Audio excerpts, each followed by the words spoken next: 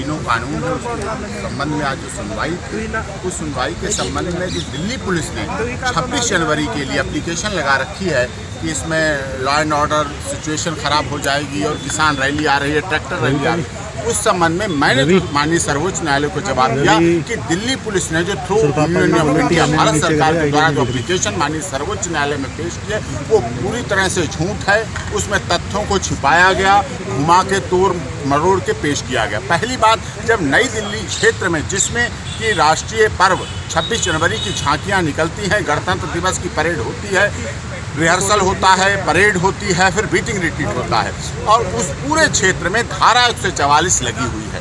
धारा 144 सीआरपीसी खुद कहती है कि 5 से 6 व्यक्ति अधिक इकट्ठे नहीं हो सकते हैं। तो जो इस बात को उन्होंने कहीं भी एप्लीकेशन में नहीं लिखा है कि हमने खुद किसानों को रोका है। किसानों को जहां भी दिल्ली पुलिस ने रोका, जैसे भी रोका, लोहे के बैरिकेड से रोका, सीमेंटेड बैरिकेड से रोका, वहीं रुक गए हैं। तो किसान लॉ अबाइडिंग है, सिटीजन है, रिलीजियस है और किसान तो धूप वर्षा गर्मी में तब के संत हो जाता है। ये बात मैंने सुप्रीम कोर्ट में कही।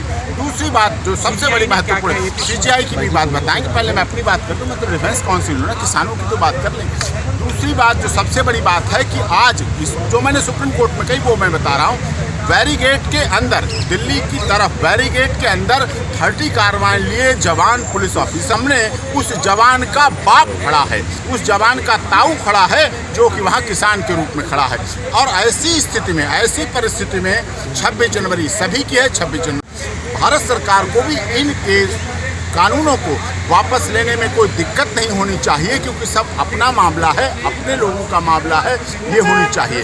धारा 144 लगी हुई है और माननीय भारत सरकार के माननीय प्रधानमंत्री जी को भी इस समय इंटरवेन करना चाहिए समय पे। इस समय बहुत उपयुक्त है। 26 जनवरी गणतंत्र दिवस से पहले माननीय प्रधानमंत्री मोदी जी जो सबका साथ सबका विकास चाहते हैं और मैं ये भी जानता हूँ, मानता भी समझता हूँ कि किसानों की वजह से, किसान के आंदोलन की वजह से जो लगभग 2 महीना हो चुका है, माननीय प्रधानमंत्री ना सो पा रहे होंगे, ना खा पी पा रहे होंगे, ये स्थिति बनी हुई उनके लिए होगी। वो बहुत अच्छे इंसान हैं, देश विश्व की सबसे बड़ी डेमोक्रेसी के, सबसे बड़ी पार्टी के मुखिया हैं, प्रधानमंत्री चुने गए, पूर्ण बहुमत की सरकार है। लेकिन हमारी सुप्रीम कोर्ट के माध्यम से भी यही अनुरोध है कि कानून जल्दी से जल्दी वापस हो और समस्या का समाधान निश्चित तौर पर हो सके, जिससे कि जो बेटा और बाप, इधर जवान है दिल्ली पुलिस का, उधर उसका बाप खड़ा हुआ है किसान बनके, इनकी लड़ाई खत्म हो, जल्दी से जल्दी समस्या का समाधान हो और केस की अगली सुनवाई परसों होगी। माननीय सर्वोच्च न्यायालय में केस को एडजर्न करते हुए कहा कि परसों होगी और उन्होंने अटॉर्नी जनरल को भी कहा है कि जो बातें मैंने कही हैं, जो तथ्य रखे हैं, इनमें क्या है, क्या सच्चाई, जो हमने रिप्लाई फाइल किया है, जो रिप्लाई दिया है, उसमें सारी बातें रखी गई हैं और ये बात खास करके लॉ एंड ऑर्डर देखिए, लॉ एंड ऑर्डर मेंटेन का काम करना सीजीआई साहब ने कहा और वो सत्य भी, अटल सत्य है कि Delhi police law and order maintain करे। उनके पास ये भी बात आई, ना तो उनके पास पुलिस की कमी है, ना बैरिकेड की कमी है, कोई कमी नहीं है। धारा 144 लगी हुई है। धारा 144 खुद में क्या आप उसे मजाक में समझते हैं? धारा 144 कहीं कोई व्यक्ति इकट्ठा नहीं हो सकता। लोकतांत्रिक अधिकारों का हनन है, डेमोक्रेसी के अधिकारों का हनन होता है। धारा 144 जो कि दिल्ली देश की राजधानी में लगी हुई है और ऐसे समय पर लगी हुई है और ऐसे समय के बहुत महीने पहले से लगी हुई है जब से रिपब्लिक डे होने वाला था, पिछले वर्ष से लगी हुई है। लोग आएंगे, कैसे आएंगे? ये दिल्ली पुलिस क्या करे? गवर्नमेंट 5000 बंदे की गल हुई है कि 5000 बंदे अलाउ किया जाए। वो कह रहे हैं कि कुछ अलाउ किए जाएं, कुछ। अब देखिए, 400 से 500 तो किसान संगठन है इस देश में, कहे जाते हैं।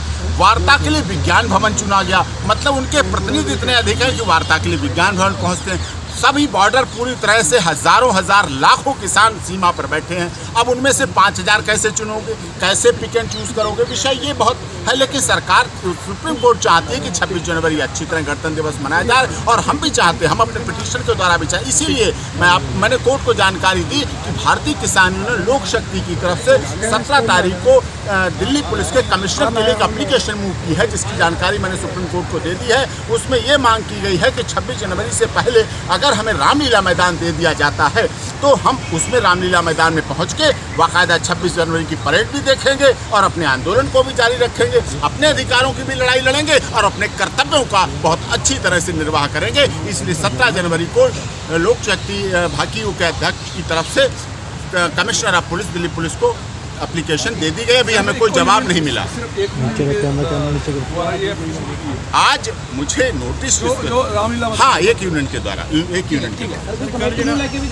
कमेटी वाली लेके अभी कोई बात नहीं हुई। कमेटी वाली बात हमारी है जो एज इट इज है, जो कमेटी को हमने बात रखी है, जो हमने अपने रिप्लाई में कमेटी को लेकर रखी है। कमेटी वाइस्ड है, इसीलिए मान साहब ने इस्तीफा दे दिया है। वो कमेटी के तीनों सदस्य निष्पक्ष नहीं है, राजनीतिक दल से प्रेरित है, संबंधित हैं। उन्होंने कृषि मंत्री जी से मुलाकात की, लेटर लिखा, आर्टिकल लिखे, अखबारों में छपे हैं, इसलिए वाइस है, नॉन पॉलिटिकल व्यक्ति होना चाहिए कमेटी में। ऑनरेबल रिटायर्ड सुप्रीम कोर्ट के जस्टिस हों, किसान यूनियन संगठनों के अध्यक्ष हों, किसानों के परिवार के लोग हों, जिनकी मौतें हुई उनके परिवार के लोग, और अराजनीतिक व्यक्ति होना चाहिए। किसान का मामला है, विश्वास में आप लीजिए, अगर विश्वास में आप नहीं लेंगे, अगर राजनीतिक व्यक्तियों को रखेंगे तो छींटाकशी होगी, तो विभेद पैदा होगा, जिससे समस्या बढ़ेगी, समाधान की तरफ नहीं निकलेगी। ये दौर इस समय ऐसा चल रहा है कि भारत के किसानों की समस्या का समाधान होना चाहिए, उनका निर्णय जो होना चाहिए, और माननीय सर्वोच्च न्यायालय से देश के सभी किसानों को और भारत सरकार से देश के सभी किसानों को बहुत ही आशा है।